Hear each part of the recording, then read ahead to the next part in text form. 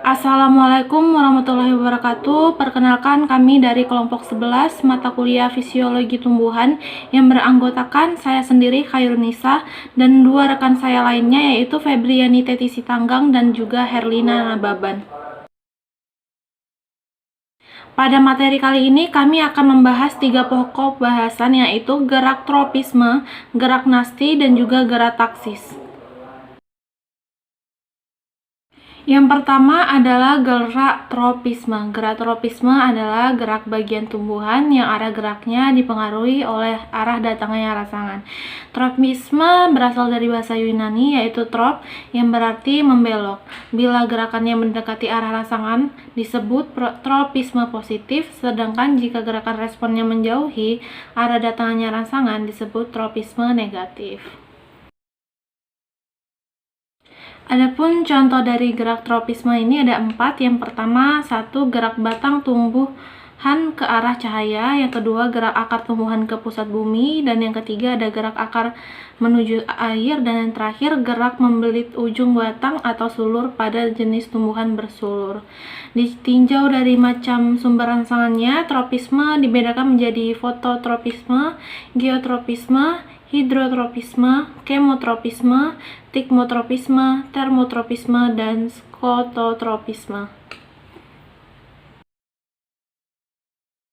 Yang pertama yaitu fototropisme. Fototropisme adalah gerak tropisme yang disebabkan oleh rangsangan berupa cahaya matahari. Contoh dari fototropisme adalah pertumbuhan kleoptil rumput menuju arah datangnya cahaya. Fototropisme dibagi menjadi 2, yaitu fototropisme positif, yaitu gerak tanaman menuju ke arah datangnya cahaya. Contohnya adalah gerak ujung perkecambahan yang mendekati cahaya. Dan yang kedua ada fototropisme negatif, gerak tanaman yang menjauhi datangnya arah cahaya. Contohnya gerak ujung akar perkecambahan menjauhi cahaya. Menurut beberapa hipotesis menyebutkan fototropisme ini disebabkan kecepatan pemanjangan sel-sel pada sisi batang yang lebih gelap lebih cepat dibandingkan dengan sel-sel pada sisi lebih terang karena adanya penyebaran auksin yang tidak merata pada ujung tunas. Hipotesis lainnya menyatakan bahwa ujung tunas merupakan fotoreseptor yang memicu respon pertumbuhan. Yang kedua adalah geotropisme. Geotropisme adalah gerak tropisme yang disebabkan oleh rangsangan gaya gravitasi bumi. Geotropisme disebut juga gravitropisme, dibagi menjadi 2, yaitu geotropisme positif jika gerak responnya menuju ke bumi atau menuju ke bawah, misalnya gerak pertumbuhan akar, dan geotropisme negatif jika gerak responnya menjauhi bumi atau menuju ke atas, misalnya gerak pertumbuhan batang. Selanjutnya, tumbuhan dapat membedakan arah atas dan bawah dengan pengendapan statolit.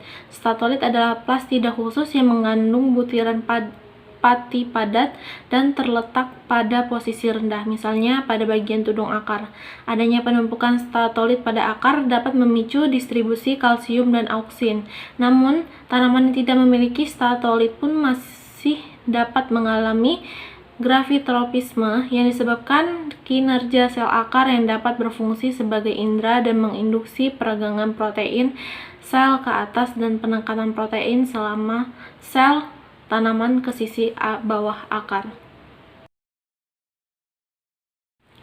Selanjutnya adalah hidrotropisme. Hidrotropisme adalah gerak tropisme yang disebabkan adanya rangsangan berupa air.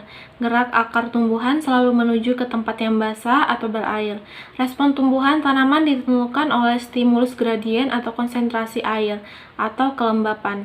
Kelembapanlah yang menyebabkan membeloknya akar ke daerah yang mengandung air dengan konsentrasi yang lebih besar. Selanjutnya ada kemotropisme, adalah gerak tropisme yang disebabkan adanya rangsangan berupa zat kimia, misalnya gerakan akar yang menuju unsur hara atau pupuk dalam tanah, gerak ujung akar menuju ke lapisan tanah yang kaya akan unsur hara, dan gerak akar napas menuju ke tempat yang cukup kandungan oksigennya. Selanjutnya adalah tikmotropisme, adalah pergerakan pertumbuhan sel tanaman yang dirangsang oleh sentuhan. Kata ini berasal dari bahasa Yunani yaitu tikma yang berarti sentuhan.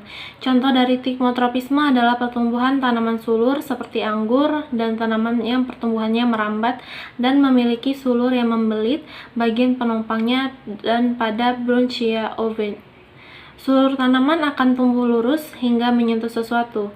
Adanya kontak sulur tersebut merangsang sulur untuk tumbuh melilit karena terjadi perbedaan kecepatan pertumbuhan karena sel-sel yang terkena sentuhan akan memproduksi auksin dan pertumbuhannya menjadi lebih cepat hingga membekok dan melilit sumber sentuhan. Untuk selanjutnya materi akan dijelaskan oleh rekan saya Herlina. Kepada Herlina dipersilahkan.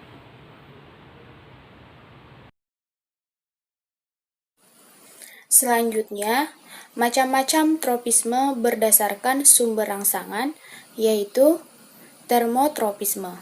Termotropisme adalah pergerakan tumbuhan yang dipengaruhi oleh rangsangan berupa panas atau perubahan panas. Salah satu contoh termotropisme adalah pertumbuhan daun tanaman rhododendron yang dapat menjadi keriting dan menunduk ke bawah apabila suhu lingkungan mencapai -1 derajat. Adalah skototropisme. Dalam bahasa Yunani, skoto berarti kegelapan, kekelaman, yaitu pergerakan pertumbuhan ke arah kegelapan.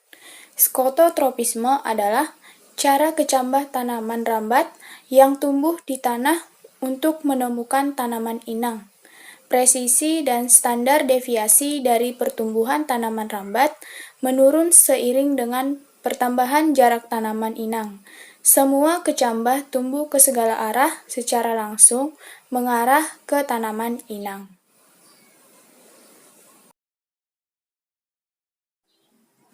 Gerak tumbuhan yang kedua adalah gerak nasti.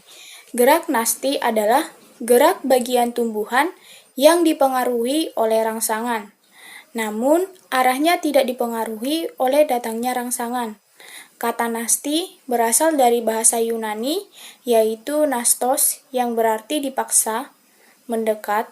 Oleh karena itu, arah gerak dari bagian tubuh tumbuhan yang melakukan gerak nasti ditentukan oleh tumbuhan itu sendiri. Contoh gerak nasti pada tumbuhan adalah yang pertama, menutupnya daun putri malu dan tumbuhan Venus karena sentuhan. Kedua, menutupnya daun majemuk pada tanaman polong saat malam hari. Ketiga, membuka dan menutupnya bunga pukul 4. Keempat, membuka serta menutupnya stomata pada daun. Selanjutnya, macam-macam nasti berdasarkan sumber rangsangan. Yang pertama, fotonasti. Fotonasti adalah gerak nasti pada tumbuhan yang disebabkan oleh rangsangan cahaya matahari. Contohnya, bunga pukul 9 yang mekar sekitar pukul 9. Bunga pukul 4 yang mekar pada sore hari dan menutup pada pagi hari. Kedua, niktinasti. Niktinasti adalah gerak nasti yang disebabkan oleh suasana gelap. Istilah niktinasti berasal dari bahasa Yunani, nux yang berarti malam. Umumnya, daun-daun tumbuhan polong-polongan akan menutup pada malam hari. Daun-daun tersebut akan membuka kembali pada pagi hari. Selain disebabkan oleh suasana gelap, gerak tidur daun-daun tersebut dapat terjadi akibat perubahan tekanan turgor di dalam persediaan daun. Misalnya, gerak tidur daun pohon turi di malam hari yang menutupkan daunnya saat hari mulai gelap. Ketiga, tikmonasti. Tikmonasti adalah gerak nasti yang disebabkan oleh rangsangan mekanis berupa sentuhan atau tekanan. Istilah tikmonasti berasal dari bahasa Yunani, yaitu tikma yang berarti sentuhan. Gerak tikmonasti disebut juga dengan seismonasti. Contohnya, gerak mengatuknya daun putri malu karena terkena sentuhan. Baik, di sini saya akan melanjutkan penjelasan mengenai macam-macam nasti berdasarkan sumber rangsangan. Yang keempat ada itu termonasti, di mana pengertian termonasti ini adalah gerak nasti yang disebabkan oleh rangsangan suhu. Nah, arah gerakan tumbuhan pada termonasti ini tidak dipengaruhi oleh arah datangnya rangsangan, tetapi ditentukan oleh tumbuhan itu sendiri. Maupun rangsangan datang dari arah mana saja, tidak akan mempengaruhi kemana arah gerakan tumbuhan itu. Sebagai contohnya itu pada mekarnya bunga tulip pada saat suhu udaranya sesuai. Seperti teman-teman bisa melihat gambar yang ada di video ini. Lalu selanjutnya ada haptonasti, di mana pengertiannya adalah gerak nasti yang terjadi pada tumbuhan insektivora yang disebabkan oleh sentuhan serangga. Misalnya itu pada menutupnya daun tanaman kantung semar dan venus ketika tersentuh serangga kecil. Jika seekor serangga mendarat di permukaan daun, maka serangga tersebut terperangkap dan tidak dapat keluar lagi.